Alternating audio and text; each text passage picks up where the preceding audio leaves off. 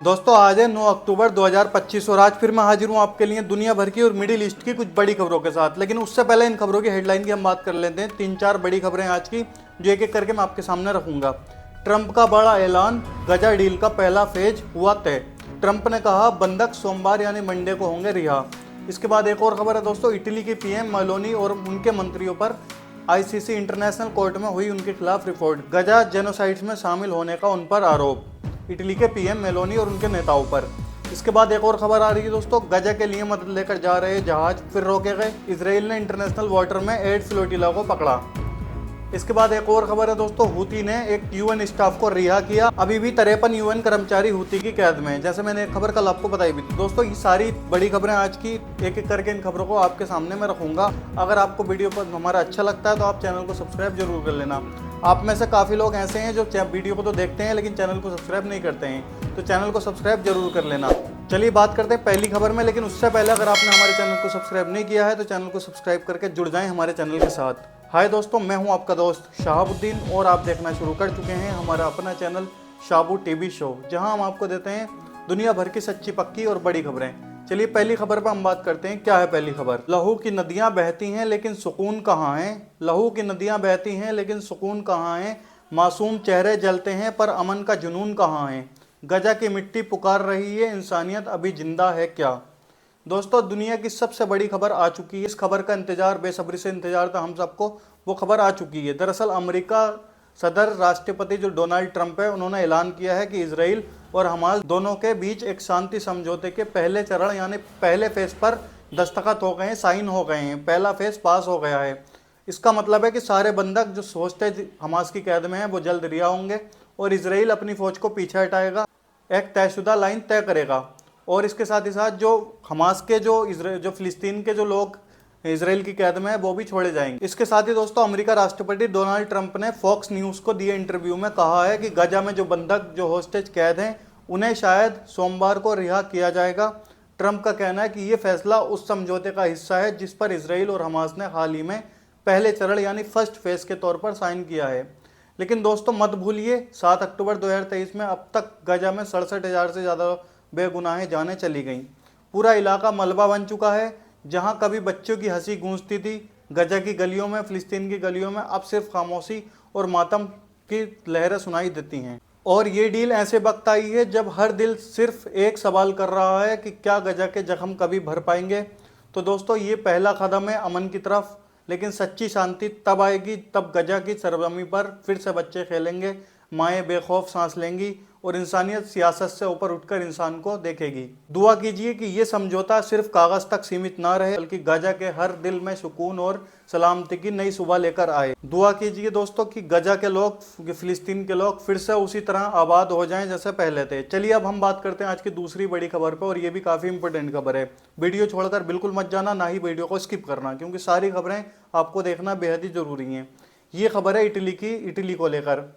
Italy की जो प्रधानमंत्री हैं जॉर्जिया मेलोनी और उनके कुछ बड़े अफसरों को आईसीसी यानी इंटरनेशनल क्रिमिनल कोर्ट में रिपोर्ट किया गया है।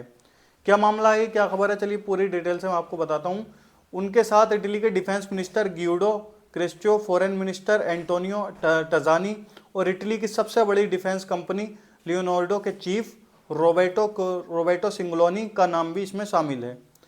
इन सब पर आरोप है कि इन्होंने इसराइल की गजा पर की गई जंग में मदद की है इसराइल की। और ये जो है गजा पर जो जेनोसाइड्स हुआ है, जनहंसार हुआ है, ये लोग उसमें शामिल रहे हैं, इसलिए इनके ऊपर ही रिपोर्ट हुई है। इस हमले में और लगातार बमबारी में गजा का लगभग पूरा इलाका तबाह हो गया है। गजा की मिनिस्ट्री ऑफ हेल्थ के आंकड़ों के हिसाब से 2,36,000 से ज़्यादा फिलिस्तीनी या तो मारे गए हैं या फिर उसमें घायल हो गए हैं। दोनों का इतनी संख्या है घायलों की और जो शहीद हो गए हैं। लगभग 10,000 लोग अब तक लापता भी हैं गजा के अंदर। 459 लोग जिनमें 155 बच्चे शामिल हैं और भूख और माल न्यूट्रिशन से मारे गए हैं।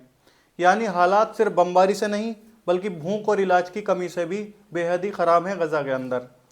दोस्तों आईसीसी जो इंटरनेशनल क्रिमिनल कोर्ट है उसका काम है जंग के दौरान होने वाले वार क्राइम्स को, जेनोसाइड्स की जाँच करना। जब आरोप है कि इटली ने इसराइल को सपोर्ट किया, चाहे हथियारों से किया हो, चाहे पॉलिटिकल सपोर्ट किया हो या फिर उनके डिफेंस ग्रुप के जरिए उनको सपोर्ट किया हो, इस वजह से कहा जा रहा है कि इटली भी इस जंग में शरीक है, ये आईसीसी कोर्ट ने बोला है। ये पहली बार है कि इतने सीनियर इटालियन लीडर्स और मिनिस्टर्स का नाम आईसीसी में आया है गजा जंग को लेकर।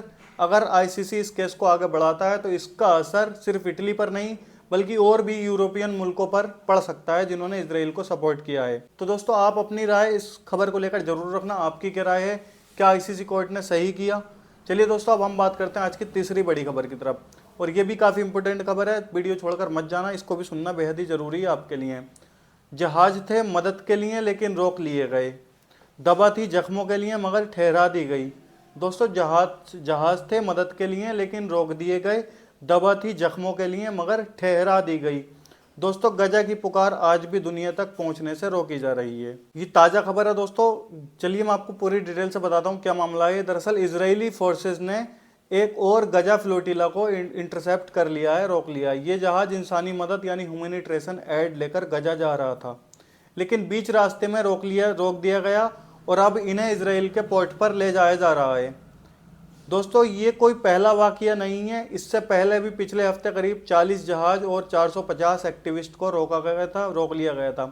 इस बार के जहाज़ों में क्या था, लगभग $1,10,000 से ज़्यादा की दवाइयाँ और रेस्पिरेटरी इक्विपमेंट और न्यूट्रिशन सप्लीमेंट वगैरह थे, यानी भूख से तड़प रहे गाजा के अस्पतालों और बच्चों के लिए सहारे के लिए ये मदद थी, तो इसको रोक लिया गया है। फ्रीडम फ्लोटिला कोalition ने कहा है हमारे जहाज़ों को हाईजैक किया गया, ये सब डॉक्टर्स, इंसानियत परस्त लोग और पत्रकार थे जो कि इंसानियत परस्त लोग थे जो मदद के लिए जा रहे थे, किसी का मकसद नुकसान पहुंचाना नहीं था किसी को भी।